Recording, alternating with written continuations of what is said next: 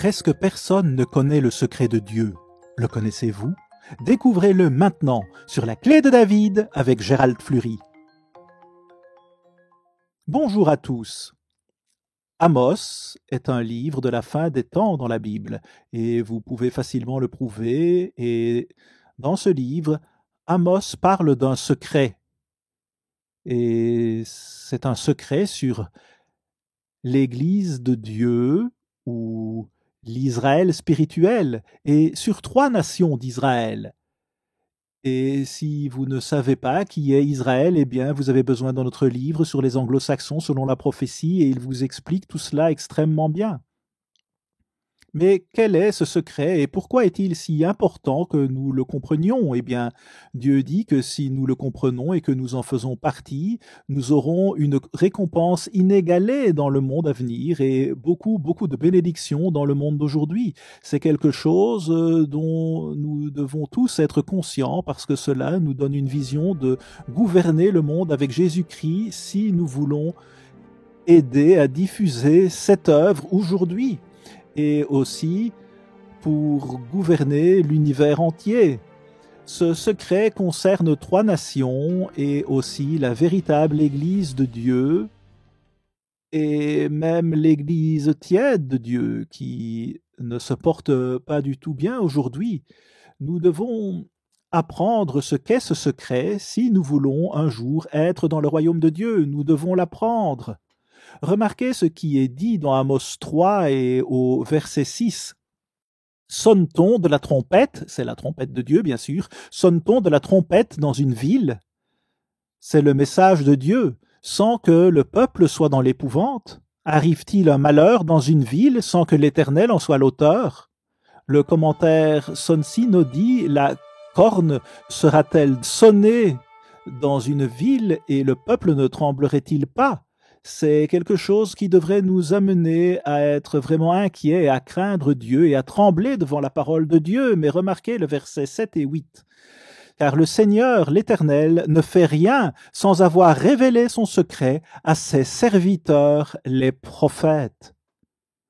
Maintenant, cela signifie simplement que Dieu, dans une série d'avertissements au fil des ans, envoie un prophète pour prophétiser ici, puis un autre plus tard, et un autre plus tard, et un autre plus tard, et ainsi de suite. Et il leur donne toujours un secret de ce qui va se passer, en particulier en Israël, les nations d'Israël, et dans ce temps de la fin, 3 nations en particulier. Le verset 8 dit « Le lion rugit ». Qui ne serait effrayé? Le Seigneur, l'Éternel parle. Qui ne prophétiserait? Donc, le Seigneur Dieu a parlé, qui ne prophétiserait? Amos est très fort à ce sujet en parlant de cela, et il est si urgent, et il dit, regardez, si vous voyez vraiment cela et le comprenez, qui ne peut que prophétiser? Et pourtant, si vous regardez dans le chapitre précédent, dans Amos 2, versets 10 et 11, il est dit que la propre Église de Dieu, 95% d'entre eux disent « Ne prophétisez pas, et Dieu dit « Tu ferais mieux de prophétiser si tu vois ce que je vois. » Et c'est un message important pour maintenant. Et comme je l'ai dit, 95% du peuple de Dieu s'est détourné de cela. Maintenant, dans cette œuvre de la fin des temps, il y a ici un type d'Amos. Et il y a la prophétie de Dieu qui vient à travers un homme. Mais quel est le secret de Dieu? Et pourquoi est-il si important pour vous? Quel est le secret de Dieu? Il se trouve ici dans le livre d'Amos et nous l'expliquons certainement dans la brochure d'Amos que nous avons sur ce même sujet. Et Dieu m'a donné beaucoup de nouvelles révélations sur ce livre au cours des années. Mais remarquez certaines des prophéties mortelles de Dieu. Revenons au chapitre 1 et 2 d'Amos, et je vais vous lire ce que le commentaire de la Bible encore dit de ces 2 chapitres. Il parle vraiment d'un feu qui viendra dans ces nations, un holocauste nucléaire, c'est vraiment ce dont il parle. s'il n'y a pas quelque changement dans l'esprit des gens et une certaine repentance de leurs péchés. Mais le commentaire dit « Tous les 8 oracles se réfèrent au même cela qui ne sera pas rétracté ou révoqué. Il y a un seul décret qui les couvre tous, déclarant le jugement sur toute la région comme une unité. Cette unité suggère un seul holocauste cosmique. Un holocauste si grave qu'il détruit la terre et même une partie des cieux. Si vous pouvez imaginez cela. C'est quelque chose à contempler, quelque chose de jamais vu sur cette terre. Il poursuit en disant dans le commentaire, « Il ne s'agit pas de plusieurs invasions qui choisiraient ces pays un par un. Amos compare cela au feu qui a détruit Sodome et Gomorrhe. Il est appelé feu du ciel. » Genèse 19 et verset 24. Il s'agit donc d'un holocauste cosmique. Et Dieu nous dit qu'il s'agit en réalité de la grande tribulation et du jour du Seigneur, et il indique à ses élus comment échapper à tout cela, et leur promet qu'il les protégera à travers tout cela. Maintenant, il faut Dieu pour faire une telle chose, bien sûr, mais les chapitres 1 et 2 d'Amos sont une introduction puissante à Amos, et ce qu'il commence à dire après le chapitre 2 et dans le chapitre 3 est vraiment très différent. Et c'est là que le secret prend le devant de la scène. Et bien sûr, tout cela mène directement à la seconde venue de Jésus-Christ. Mais quel est ce secret et où est-il et qui l'a et comment pouvez-vous vous assurer de l'avoir? Maintenant, Dieu promet toutes ces récompenses si nous comprenons simplement ceci. Et ensuite, il nous dit comment comprendre ce secret pour maintenant, dans cette période de temps, dans ce temps de la fin, en ce moment même. Je parle d'un message qui est en cours en ce moment, où les événements sont en cours dans ce monde, et particulièrement en Amérique et en Grande-Bretagne et dans l'État juif au Moyen-Orient. Vous devez comprendre qu'il y a 12 nations d'Israël aujourd'hui, 12 tribus, comme on les appelle dans la Bible, mais ce sont des nations aujourd'hui, mais Dieu se concentre spécifiquement sur 3 nations. Les 2 nations du droit d'aînesse, l'Amérique et la Grande-Bretagne, et la nation du sceptre dans l'État juif du Moyen-Orient. Tout cela est expliqué dans notre livre sur les anglo-saxons selon la prophétie, et toute notre littérature est gratuite. Dieu dit, vous avez reçu gratuitement, donnez gratuitement. Alors nous donnons tout. Nous ne demandons jamais d'argent pour notre littérature, et je veux dire pour aucune d'entre elles. Nous ne le faisons tout simplement pas. Ce secret, cependant, est mortellement dangereux. Et pourtant, il ne fera pas de mal au peuple de Dieu. Il ne leur fera pas de mal en général. Il pourrait y avoir une exception ici et là, comme il y en a eu dans le passé, mais en général, Dieu dit qu'il va protéger son peuple qui transmet ce message au monde. Il veut vraiment que ce message soit diffusé avec puissance. Mais quel est ce secret? Et comment pouvons-nous, vous et moi, apprendre à recevoir ce secret? Je vais vous donner 3 points pour comprendre ce secret. Et ce sont des points vraiment essentiels. Remarquez Amos 3 et le verset 1. Cela arrive juste après ce grand holocauste nucléaire cosmique et remarquez ce que Dieu dit que nous devons faire. Il nous donne quelque chose à faire pour s'assurer que cela ne nous arrive pas si nous écoutons simplement ce qu'il a à dire. Amos 3 et verset 1. Écoutez cette parole que l'Éternel prononce contre vous, enfants d'Israël, contre toute la famille qui devrait être un exemple pour ce monde. Mais ici, il parle d'une famille spirituelle principalement, contre toute la famille que j'ai fait monter du pays d'Égypte. Eh bien maintenant, aujourd'hui, l'Égypte est un type du monde, et aujourd'hui, Dieu fait sortir son peuple du monde. de l'Égypte, si vous voulez. Et il les appelle et leur enseigne son secret. Ils doivent avoir ce secret pour être capables de délivrer ce merveilleux message de Dieu. Mais vous devez vous rappeler que tout ceci est pour la fin des temps et que Dieu envoie un message à ce monde, comme je l'ai dit.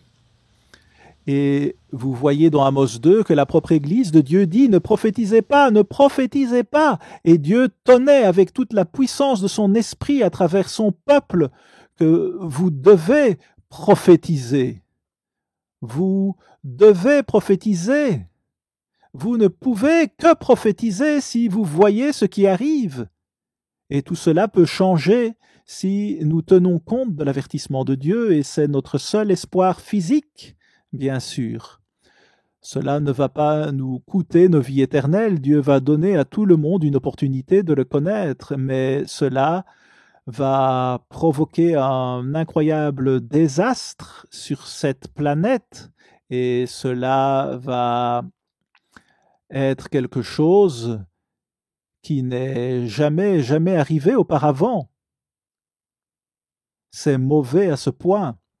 Donc le mot famille se réfère principalement à la famille spirituelle de Dieu, la véritable Église de Dieu, mais alors c'est double. Mais continuons, ici il parle de sa propre famille spirituelle, mais il parle aussi à 3 nations d'Israël, l'Israël prophétique, et c'est double dans ce sens. Mais je vous ai choisi, vous seuls parmi toutes les familles de la terre. C'est pourquoi je vous châtierai pour toutes vos iniquités, parce que nous l'avons connu, Dieu nous a tant donné, il va nous punir pour nos iniquités si nous ne nous réveillons pas et ne nous repentons pas de celles-ci. La racine du mot choisi est utilisée dans les relations conjugales, comme avoir un amant spirituel, si vous voulez.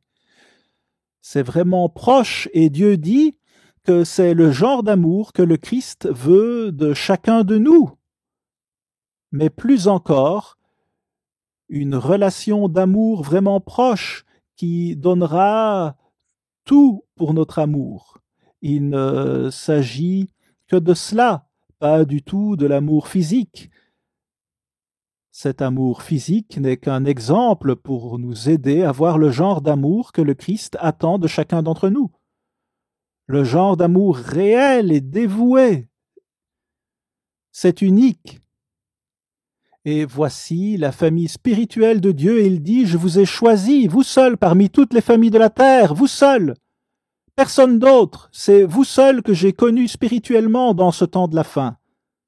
Un petit troupeau, pas un grand troupeau, un petit troupeau, dit la Bible, et ici, la plupart d'entre eux sont devenus tièdes. Et il dit, parce que Dieu n'a connu que vous.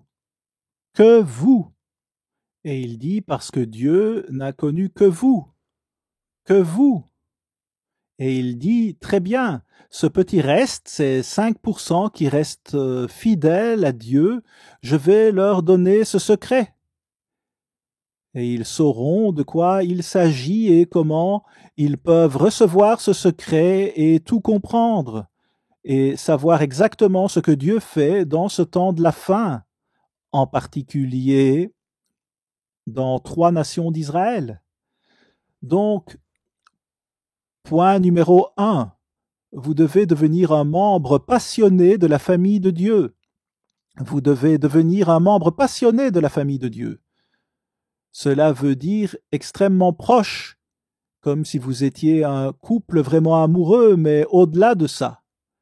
C'est cet amour étonnant que Dieu nous demande de construire dans nos vies et de nous débarrasser de la haine et du mal qui sévissent dans ce monde.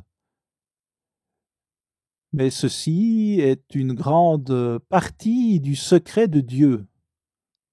Vous devez devenir un membre passionné de la famille de Dieu, très proche. Dieu dit, alors que si vous êtes obéissant de cette manière, je vous protégerai de toutes ces choses terribles qui viennent sur le monde. Nous devons comprendre le secret de Dieu. Nous devons le comprendre pour marcher ensemble avec Dieu. Deuxième point, vous devez être d'accord avec Dieu. Vous allez devoir être d'accord avec lui. Il est notre Père. Le Père est Jésus-Christ est notre époux. Si nous sommes ses prémices, si nous sommes ses premiers appelés à s'asseoir sur le trône de David avec Jésus-Christ et à l'aider à gouverner le monde et l'univers entier. C'est la récompense si nous le faisons. Maintenant, vous savez que Dieu ne peut pas mentir et vous savez qu'il le fera. Il fera ce qu'il dit, il va le faire. Si vous connaissez vraiment Dieu, vous le savez, mais vous devez apprendre à connaître Dieu. Et nous avons un cours par correspondance qui vous aidera vraiment à le faire et vous aidera, comme Herbert Armstrong le disait, à tomber amoureux de la Bible. C'est Jésus-Christ sous forme imprimée. Et il disait que nous devrions simplement en tomber amoureux. Et combien de personnes croient cela? Ils ne savent pas ce qu'est la Bible. C'est le Christ sous forme imprimée. Notez le verset 3 d'Amos 3. 2 hommes marchent-ils ensemble sans en être convenus? 2 peuvent-ils marcher ensemble? Pouvez-vous marcher avec Dieu si vous n'êtes pas d'accord avec lui? Non, vous ne le pouvez pas et je ne le peux pas, personne ne le peut. Nous ne pouvons pas marcher avec lui si nous ne sommes pas d'accord avec lui. Donc ici, il s'agit de comprendre ce secret, et vous savez qu'il est dit dans Apocalypse 12, verset 9, que le monde entier est trompé. Ils ne connaissent pas le secret de Dieu. Ils ne le connaissent pas. Ils pensent qu'ils le savent, ils pensent que leur religion est juste, mais ils sont trompés. C'est écrit dans Apocalypse 12, verset 9. C'est juste une déclaration générale. Le monde entier est trompé par Satan le diable. C'est ce qui est dit dans Apocalypse 12 et au verset 9. Ces 3 points peuvent donc vous aider à éliminer cette tromperie. C'est certainement ce qui va se passer. Remarquez Amos 3 et verset 4. Le lion rugit-il dans la forêt sans avoir une proie? Le lionceau pousse-t-il des cris du fond de sa tanière sans avoir fait une capture? Qu'est-ce que ça veut dire? Eh bien, un lion rugit fort quand il est sur le point de bondir sur sa proie. Et Dieu essaye de nous faire voir qu'ici, le lion est Jésus-Christ, le lion de la tribu de Juda, Apocalypse 5 et verset 5. Il dit maintenant que lorsque ce lion est sur le point de bondir, il rugit. Et Dieu nous dit, bon d'accord, craignez-vous le rugissement du lion? Le craignez-vous? Êtes-vous secoué par les paroles de Dieu? C'est de cette façon que nous devrions voir les choses. Nous devrions trembler devant la parole de Dieu. Dieu veut que nous l'écoutions. Il veut nous aider. Il veut nous sauver de toutes les manières possibles, mais il ne va pas nous imposer sa présence, sinon nous ne serions pas en train de bâtir du caractère. Nous devons choisir la vie ou choisir la mort. C'est aussi simple que cela. Nous pouvons choisir l'un ou l'autre. Le verset 5 dit « L'oiseau tombe-t-il dans le filet qui est à terre sans qu'il y ait un piège? Le filet s'élève-t-il de terre sans qu'il n'ait rien pris ?» Ce qu'il dit ici, c'est que cet oiseau ne réalise pas qu'il y a une sorte de piège là. C'est un piège. Il a l'air bien, mais il marche droit dedans. Et soudain, il est absolument pris dans ce piège et souvent tué. Maintenant, cela arrive soudainement et c'est ce que Dieu essaye de nous dire, que ce dont il parle va nous tomber dessus soudainement, très rapidement. Et nous devons être préparés pour cela. Nous allons tomber simplement dans le piège sinon. Dieu va nous faire voir où nous péchons contre lui de manière massive. Nous ne le pensons pas, mais nous nous trompons. Puis il est question de la trompette qui est sonnée dans la ville, je vous l'ai déjà lu, mais laissez-moi vous relire les versets 7 et 8. Car le Seigneur, l'Éternel, ne fait rien sans avoir révélé son secret à ses serviteurs les prophètes. Il ne fera rien s'il ne révèle pas la vérité à ses prophètes ou ce secret à ses prophètes. Il ne fera rien, je veux dire, cela a la priorité surtout. S'il veut avertir le peuple, alors il va leur donner ce secret et il avertit toujours Israël. Il le fait toujours. Et puis, il est dit, le lion rugit, il est prêt à bondir. Qui ne serait effrayé? Le Seigneur l'Éternel parle, qui ne prophétiserait? Le Seigneur a parlé. Ainsi parle le Seigneur. Qui ne prophétiserait? Quand je vois ce dont je vous parle, je vous le dis, ça me fait trembler devant Dieu et sa parole, parce que vous voyez ce qui arrive et vous pouvez le voir vous-même si vous regardez autour de vous dans ce monde. Vous pouvez le voir juste autour de nous tous, juste au milieu de tout ce qui se passe sur cette terre et dans cette terre, et nous devons être conscients de là où tout cela mène. Dieu dit qu'il a parlé. Qui ne prophétiserait? Nous devons faire passer ce message au monde. C'est le seul espoir. C'est leur espoir, seul espoir. Dieu, voyez-vous, ne fera rien s'il ne vous donne pas une compréhension de son secret. Maintenant, c'est ce que nous voulons ou devrions tous vouloir. Mais nous devons, en tant que peuple de Dieu, délivrer le message de Dieu aujourd'hui parce que nous voyons tous le petit reste, de toute façon, le reste loyal, nous voyons que Dieu a parlé et qui ne prophétiserait. Si vous comprenez vraiment ce dont je vous parle, vous savez que nous devons craindre Dieu et comprendre son secret. Que fait Dieu en cette fin des temps en parlant de ce sujet dans le livre d'Amos? De quoi Dieu se préoccupe-t-il? Pourquoi nous donne-t-il son secret? Pour que nous puissions nous détourner de nos mauvaises voies et nous épargner beaucoup de souffrances physiques et dans certains cas des souffrances spirituelles également. Le lion rugit. Le lion rugit, qui ne serait effrayé? Le Seigneur l'Éternel parle, qui ne prophétiserait? Nous devons faire passer le message, c'est le but, nous devons le faire. Point numéro 3, nous devons craindre ce que le Seigneur a dit. Point numéro 3, nous devons craindre ce que le Seigneur a dit. Nous devons le craindre. Qui ne prophétiserait si nous craignons Dieu? Nous avons ce message et nous avons des partisans qui veulent faire passer ce message, qui croient et qui veulent donner à ce monde toutes les opportunités de se détourner et de tenir compte de ce qu'Ézéchiel a dit ou d'écouter ce qu'il a dit. Pourquoi mourriez-vous, maison d'Israël? En d'autres termes, ça pourrait devenir très mauvais et c'est un grand avertissement pour nous aussi. Le lion de la tribu de Juda a parlé. Vous pouvez voir au verset 9 qu'il est dit « Faites retentir votre voix dans les palais ». En d'autres termes, faites passer ce message et publiez-le. Nous publions des livres et des brochures et des magazines, le plus grand magazine du monde en ce qui me concerne, le magazine La Trompette Philadelphienne, qui est donné gratuitement comme toute notre littérature. Dieu dit, vous avez reçu gratuitement, donnez gratuitement. Matthieu 10 et verset 8. Regardez toute cette merveilleuse vérité que Dieu nous a donnée dans ce temps de la fin. Et il dit, maintenant, vous devez vraiment comprendre ce secret, ce merveilleux secret que Dieu vous a donné et tenir compte de cette alarme de guerre. C'est de cela qu'il s'agit. Dieu continue au verset 15 et parle de cela et nous dit que, ok, voici ce qui va se passer. Il y a de mauvaises choses qui vont se produire, mais nous pouvons les empêcher. Vous voyez, encore une fois, le lion rugit quand il est sur le point de bondir et Dieu essaye d'illustrer cela pour que chacun d'entre nous puisse le comprendre.